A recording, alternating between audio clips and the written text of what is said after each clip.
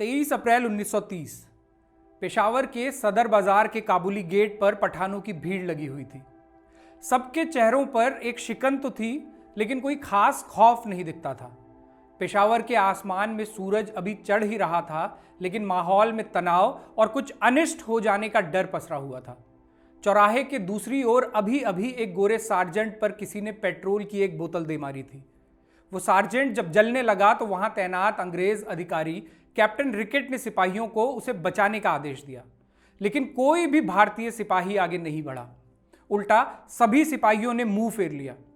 Sergeant जब जलकर मर गया तो गुस्से से तमतमाए कैप्टन रिकेट ने 4 जवानों को धक्का मारते हुए आदेश दिया, जाओ उसे ले आओ। सिपाही मौके पर पहुंचे और गोरे सार्जेंट को खींच लाए। इस घटना के बाद पेशावर के पठान ये भांप चुके थे कि अंग्रेजी हुकूमत इस हत्या का बदला जरूर लेगी। पठानों की आशंका अगले कुछ घंटों में ही सही साबित होने वाली थी। अंग्रेजों ने रॉयल गढ़वाल राइफल्स की पूरी ब्रिगेड को पेशावर के चप्पे चप्पे में तैनात कर दिया। मंसूबे ये थे कि जब गढ़वाली सिपाही निहत्थे पठानों पर गोली चलाएंगे तो इससे हुकूमत को 2 फायदे होंगे। पहला तो ये कि पठानों का जनसंहार हुकूमत के खिलाफ उठने वाली हर आवाज को खौफजदा कर देगा, और दूसरा ये कि हिंदू सिपाहियों पर पठानों द्वारा चलाई गई गोलियों से धर्म के बीच बन रही नफरत की खाई और भी चौड़ी हो जाएगी। अंग्रेज अधिकारियों ने गढ़वाल रेजिमेंट की प्लाटून 4 को पठानों के नरसंहार के लिए चुना था। इस प्लाटून की कमान एक ऐसे गढ़वाली सूबेदार के हाथों में थी जो कुछ मिनट बाद ही पूरी ब्रिटानिया सल्तनत की जमीन हिलाने वाला था, जो पूरी दुनिया के क्रांतिकारियों के लिए एक आदर्श बनने वाला था, जिसका नाम स्वतंत्रता आंदोलन के स्वर्णिम अक्षरों में दर्ज होने वाला था, और जो कुछ साल बाद आजाद भारत की एक गुलाम रियासत में पहली सशस्त्र क्रांति का नेतृत्व करने वाला था। यह नाम था चंद्र सिंह भंडारी, जिसे इतिहास ने चंद्र सिंह गढ़वाली के रूप में याद रखा। नमस्कार, मैं हूं राहुल कोटियाल और आप देख रहे हैं बारामासा का विशेष कार्यक्रम विरासत।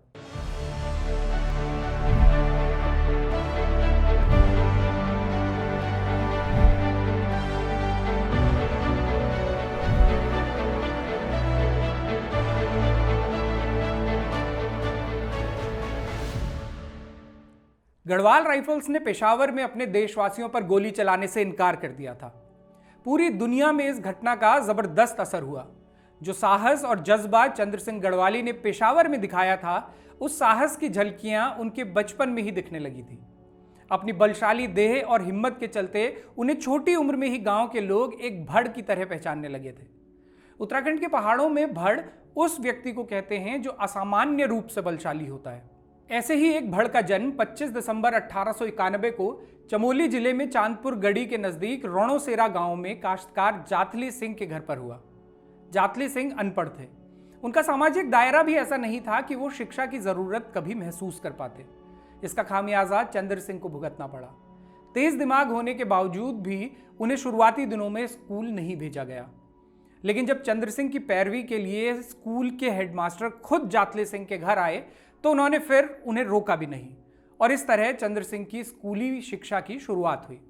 बताते हैं कि चंद्र सिंह भले ही पढ़ाई में अव्वल थे, लेकिन दुस्साहस उनमें भड़ों वाला ही था। एक किस्सा खुद चंद्र सिंह ने कभी महान घुमक्कड़ राहुल सांकृत्यायन को सुनाया था।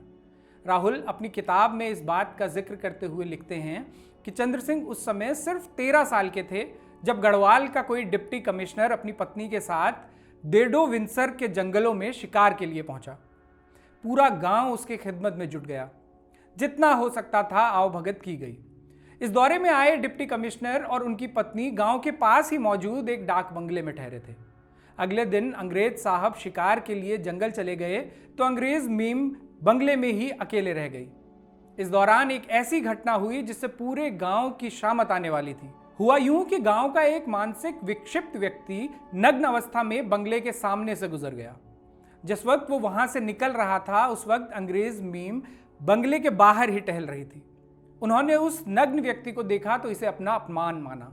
डिप्टी कमिश्नर शिकार से वापस लौटे तो उनकी पत्नी ने उन्हें इस बारे में बताया। गांव के सभी पुरुषों को अंग्रेज मीम के सामने शिनाख्त परेड के लिए तलब कर लिया गया, लेकिन आरोपी की पहचान न हो सकी। लिहाजा अब पूरे गांव को ही पौड़ी में डिप्टी कमिश्नर की अदालत में हाजिर होने का हुक्म सुना दिया गया। गांव वाले पौड़ी पहुंचे तो उन्हें बताया गया कि साहब की अदालत अब जोशीमठ से आगे नीति घाटी में लगेगी। बेचारे गांव वाले खाने की चीजें पीठ पर लादे कई दिनों की पैदल यात्रा के बाद नीति पहुंचे। वहां एक नया फरमान सुनाया गया। कहा गया कि इस मुकदमे की सुनवाई वही मेम करेगी और वो इस वक्त पौड़ी में है। ज्यादातर गांव वालों की जेब अब खाली हो चुकी थी, लेकिन मरते क्या ना करते। कुछ लोगों को वापस गांव रवाना किया गया, चंदा जुटाकर पैसा मंगवाया गया और एक बार फिर से एक लंबा सफर तय करते हुए ये लोग दोबारा पौड़ी पहुंचे, बेहद घबराए हुए कि अंग्रेज मेम न जाने क्या सजा सुना दे। रोणोसेरा गांव के इन लोगों के बीच गौरीदत्त नाम का एक व्यक्ति अपने जादू टोने के लिए खासा मशहूर था। उसने इस समस्या का समाधान बताते हुए चूल्हे, ओखल और चक्की की मिट्टी के साथ कुछ अन्य चीजें मिलाई और एक पुड़िया में इन्हें बांधकर ऐलान कर दिया कि अगर मंत्र चढ़ी इस पुड़िया की राख अंग्रेज अधिकारी के सर पर उड़ेल दी जाए तो उसका दिमाग बदल जाएगा और वो सभी लोगों की सजा को माफ कर देगा। अब संकट ये था कि बिल्ली के गले में घंटी आखिर बांधे कौन। जब कोई भी इसके लिए तैयार नहीं हुआ तो 13 साल के चंद्र सिंह ने आगे आकर यह जिम्मेदारी ली। सुनवाई का दिन आया तो डिप्टी कमिश्नर के आवास पर अदालत बैठी, जिसमें वो और उनकी पत्नी दोनों बतौर जज शामिल हुए। अपराधी के तौर पर तो पूरा गांव ही मौजूद था, लिहाजा अदालत में काफी भीड़ थी। इस भीड़ के बीच से निकलकर चंद्र सिंह ने मौका देखते ही वो राख की पुड़िया दोनों जजों के सर पर झाड़ दी। न तो जजों को और न ही वहां खड़े उनके चपरासियों को इसकी कोई भनक लगी। इत्तेफाकन हुआ भी ये कि डिप्टी कमिश्नर और उनकी पत्नी ने गांव वालों को 5 रुपए के मामूली जुर्माने की सजा सुनाते हुए छोड़ दिया। ये सुनते ही गांव वालों ने चंद्र सिंह को अपने कंधों पर बैठा लिया। अंग्रेज अधिकारी और उसकी पत्नी ये देख असमंजस में डूब गए। उन्हें समझ नहीं आ रहा था कि जब फैसला उन्होंने सुनाया है तो जय जयकार आखिर एक 13 साल के नौजवान की क्यों हो रही है और सभी लोग उसे क्यों धन्यवाद दे रहे हैं। उस अंग्रेज परिवार के लिए ताउम्र ये बात एक रहस्य ही बनी रही। चंद्र सिंह के जीवन के ऐसे ही कई दिलचस्प किस्से राहुल सांकृत्यायन की लिखी किताब वीर चंद्र सिंह गढ़वाली में दर्ज मिलते हैं। बहरहाल इस घटना के कुछ साल बाद यूं हुआ कि चंद्र सिंह घर से भागकर लैंसडाउन पहुंचे और रॉयल गढ़वाल में भर्ती हो गए। ये वो समय था जब फर्स्ट वर्ल्ड वॉर अपने चरम पर था। अपने लालच के चलते कब्जाए गए कई देशों को बचाने के लिए अंग्रेजों ने गढ़वालियों को भी सेना में भर्ती करना शुरू कर दिया था। गोरखाओं की तरह ही अंग्रेज गढ़वालियों को भी एक मार्शल ब्रीड मानते थे, लिहाजा उन्होंने ज्यादा से ज्यादा गढ़वालियों को फौज में भर्ती किया और उन्हें प्राथमिक प्रशिक्षण देकर सीधे फ्रांस के मोर्चे पर झोंक दिया। पूरी दुनिया 2 हिस्सों में बट रही थी। दूसरे देशों की जमीन और संसाधनों पर कब्जे के लिए करोड़ों लोगों को मौत के घाट उतारा जा रहा था। युद्ध के एक धड़े में इंग्लैंड भी था और क्योंकि भारत उसका गुलाम देश था तो लाजमी है कि गुलाम सैनिकों को उसके लालच की कीमत चुकानी थी। यही कीमत चुकाने के लिए गढ़वाल राइफल्स को भी फ्रांस के मोर्चे पर भेजे जाने का फैसला हुआ।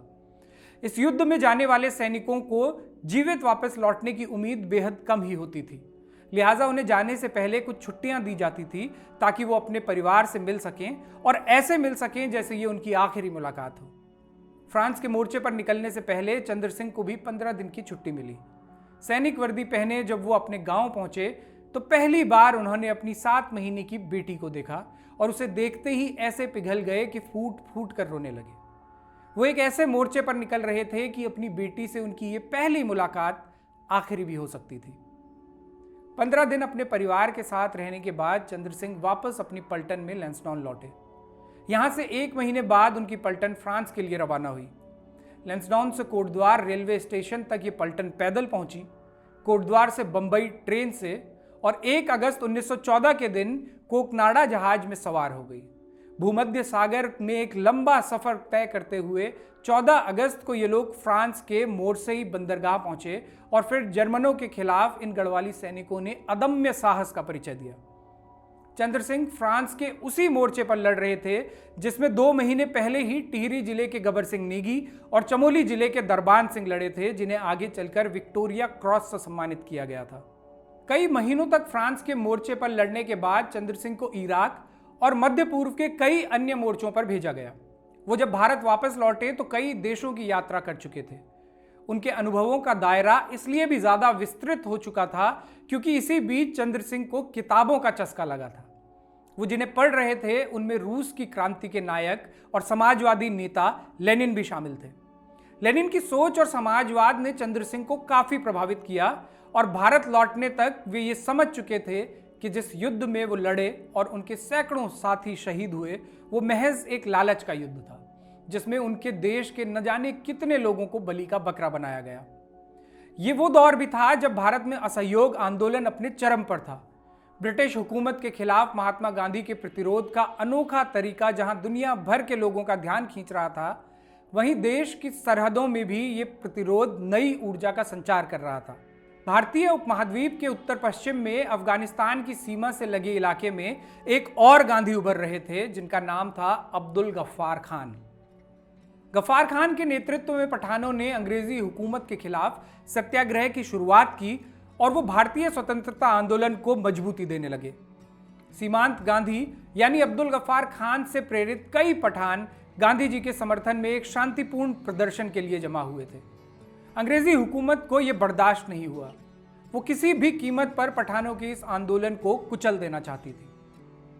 पेशावर में आंदोलन कर रहे पठानों को चारों तरफ से घेर लेने के बाद कैप्टन रिकेट ने घोषणा की, तुम लोगों को यह आखिरी चेतावनी दी जा रही है। अगर इसके बाद भी तुमने ये सभा खत्म नहीं की तो गोलियों से भून दिए जाओगे। अंग्रेजी कप्तान रिकेट की इस धमकी का भी जब पठानों पर कोई असर नहीं हुआ तो उसने चीखते हुए गढ़वाली सैनिकों को आदेश दिया, गढ़वालीज 3 राउंड फायर। गढ़वाली सैनिक इस आदेश की तामील करते, लेकिन उससे पहले ही कैप्टन रिकेट के ठीक बाईं ओर खड़े सूबेदार चंद्र सिंह भंडारी गरजते हुए बोले, गढ़वाली सीज फायर, गढ़वाली गोली मत चलाना।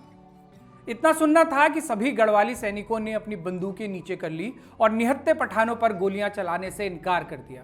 इस बगावती कदम के लिए जब कोर्ट मार्शल का दौर चला और गढ़वालियों से उनकी नाफरमानी की वजह पूछी गई तो उन्होंने 2 टूक जवाब दिया, सेना का काम दुश्मनों से लड़ना है, अपने ही देश के नागरिकों पर गोली चलाना नहीं। गढ़वाली जवानों के इस अभूतपूर्व कदम ने जहां ब्रिटानिया हुकूमत को अंदर तक हिला दिया, वहीं इस पेशावर कांड ने सुभाष चंद्र बोस जैसे क्रांतिकारियों को एक नई उम्मीद से भर दिया था। इस घटना के बाद चंद्र सिंह गढ़वाली समेत पूरी 800 गढ़वालियों की पलटन से हथियार वापस ले लिए गए। अंग्रेजों ने इन सभी को पेशावर से हटाना जरूरी समझा और रात के अंधेरे में ही इन्हें एक ट्रेन में चढ़ा दिया गया। जिस वक्त ये गढ़वाली सैनिक ट्रेन में चढ़ रहे थे, उसी वक्त वहां पर एबटाबाद छावनी से चली गोरखा राइफल्स के जवानों से भरी एक ट्रेन आकर रुकी। गढ़वालियों को समझ आ गया था कि पठानों पर गोलियां चलाने के जिस काम से उन्होंने इनकार कर दिया था, उसके लिए अब गोरखा सैनिकों को बुलाया गया है। इसकी भनक लगते ही चंद्र सिंह गढ़वाली ने जोर जोर से आह्वान करते हुए कहा, गोरखा भाइयों, हम सब भाई भाई हैं। अंग्रेज हमसे गोलियां चलवाकर हमारे ही देशवासियों को मरवाना चाहते हैं, तुम ऐसा बिल्कुल मत करना। चंद्र सिंह के साथ ही तमाम गढ़वाली सैनिकों ने जब ये बात दोहराई तो पूरा रेलवे स्टेशन गूंज उठा। अंग्रेज सिपाही वहां पहुंचे और गढ़वाली सैनिकों को गोरखाओं से दूर किया गया, लेकिन पेशावर की जिन बैरकों में गढ़वाली पलटन रहती थी, उन्हें छोड़ते वक्त भी गढ़वाली सिपाहियों ने दीवारों पर कोयलों से हिंदी और रोमन दोनों में ही पेशावर कांड की पूरी कहानी लिख डाली थी। साथ ही कसम लिखी थी कि जो भी हिंदू या मुसलमान पलटन यहां आकर रुके, वो निहत्थे पठानों पर गोली न चलाए। इस रणनीति का जबरदस्त असर हुआ। गोरखा सैनिक सोच में पड़ गए और शक के दायरे में आते ही अंग्रेजों ने उन्हें भी पेशावर से वापस भेज दिया। चंद्र सिंह के नेतृत्व में एक बहुत बड़ा क्रांतिकारी कदम गढ़वाल राइफल्स उठा चुकी थी। कोर्ट मार्शल शुरू हुआ तो चंद्र सिंह समेत 16 अन्य आरोपियों का मुकदमा बैरिस्टर मुकुंदीलाल ने लड़ा। पहले यह तय था कि इन सभी को अंग्रेजी हुकूमत के खिलाफ बगावत करने के लिए सजाए मौत दी जाएगी, लेकिन कोर्ट ने इन सभी को आजीवन कारावास की सजा मुकर्रर की। चंद्र सिंह गढ़वाली के जीवन में फौज का अध्याय अब खत्म हो चुका था, लेकिन इसके साथ ही अब उनका जीवन राजनीतिक, सामाजिक और आंदोलनकारी के रूप में तरमीम होने वाला था। एक ऐसा जीवन जिसमें महात्मा गांधी, पंडित जवाहरलाल नेहरू और सरदार वल्लभ भाई पटेल जैसे बड़े नेताओं की शागिर्दी लिखी थी। वहीं दूसरी ओर अपने ही लोगों द्वारा उन्हें वो तमाम दुख भी मिलने वाले थे जिसके हकदार वो कतई नहीं रहे। चंद्र सिंह को हुई आजीवन कारावास की सजा की शुरुआत एबटाबाद की जेल से हुई, जहां वो 6 साल रहे। इसके बाद 2 साल बरेली जेल में और फिर 4 साल देश की अलग अलग जेलों में। जेल में सजा काटने के दौरान उनके विचारों में भी लगातार परिवर्तन हो रहे थे।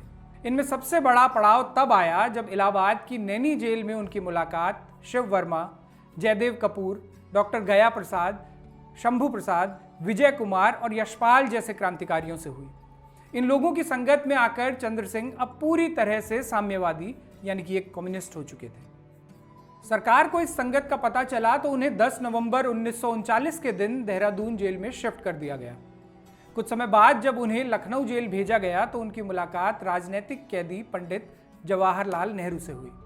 दोनों लगभग 42 दिन एक दूसरे के अगल बगल रहे। चंद्र सिंह को पंडित नेहरू प्यार से बड़े भाई कहकर पुकारा करते थे। यही नाम बाद में उनका प्रसिद्ध भी हुआ, जिसका जिक्र राहुल सांकृत्यायन ने भी किया है। जेल से छूटने के बाद कई साल चंद्र सिंह ने पंडित नेहरू, गोविंद वल्लभ पंत और महात्मा गांधी के सानिध्य में काम किया। वो कई बार इन बड़े नेताओं की बातों से असहमत होते हुए देश के लिए क्रांतिकारी रास्ते को भी जरूरी बताते थे। इसका नुकसान ये हुआ कि उन्हें कई अहम राजनीतिक समितियों से अलग थलग कर दिया गया।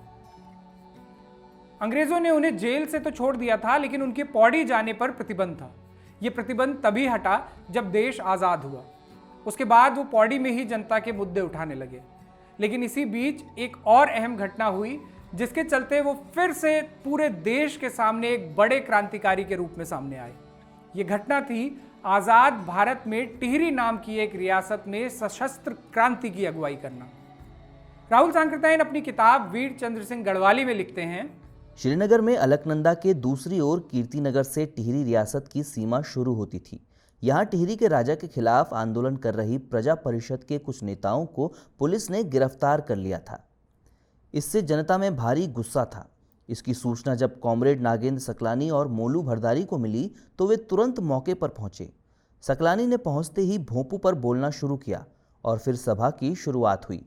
इसके कुछ ही समय बाद कीर्तिनगर की कचहरी पर अधिकार कर लिया गया और कस्बे में जनता की सरकार स्थापित होने की घोषणा कर दी गई।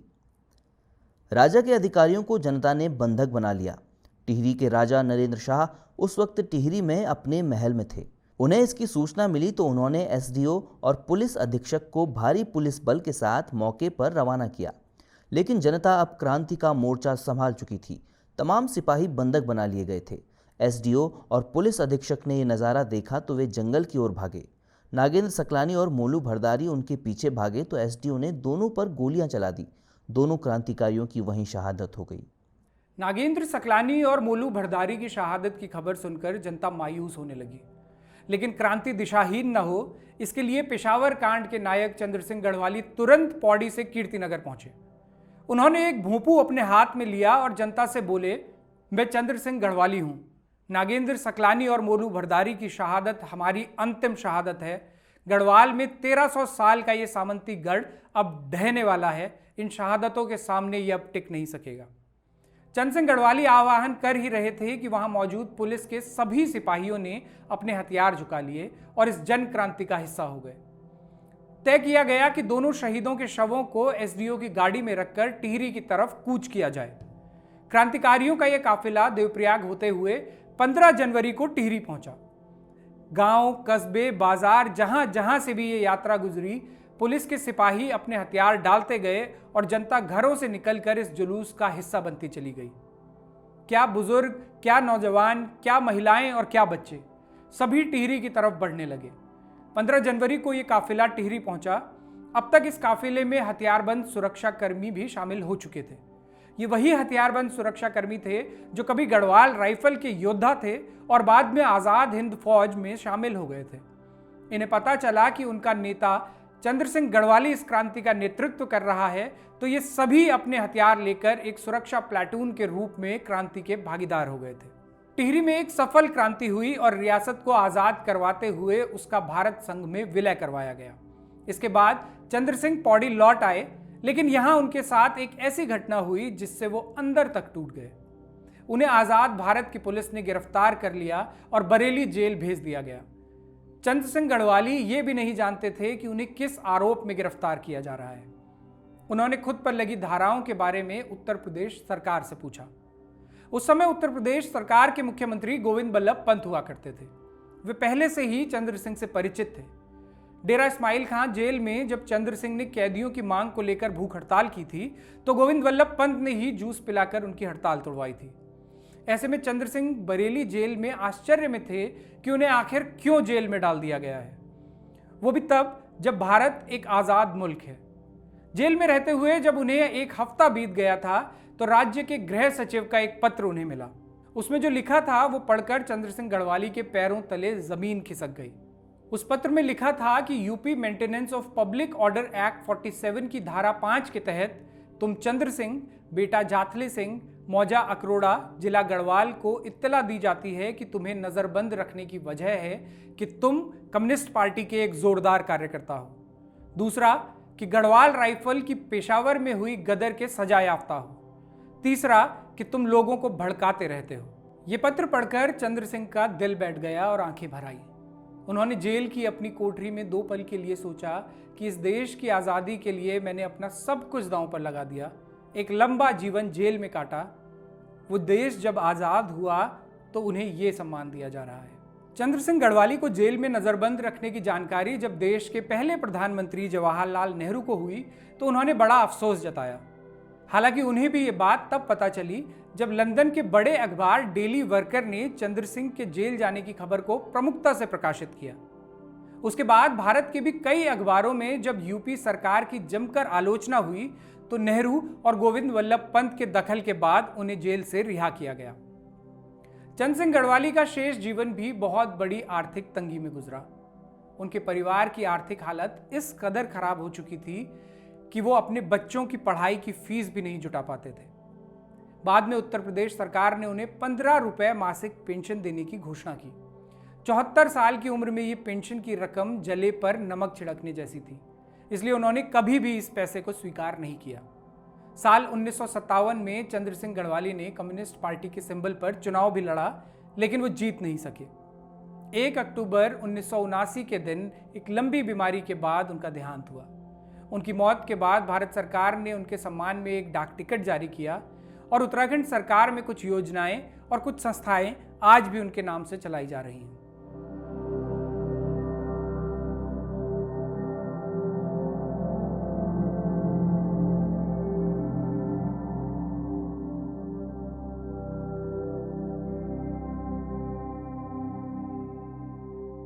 चंद्र सिंह गढ़वाली के जीवन से जुड़ी ये स्क्रिप्ट आपके लिए लिखी थी हमारे सहयोगी मनमीत ने।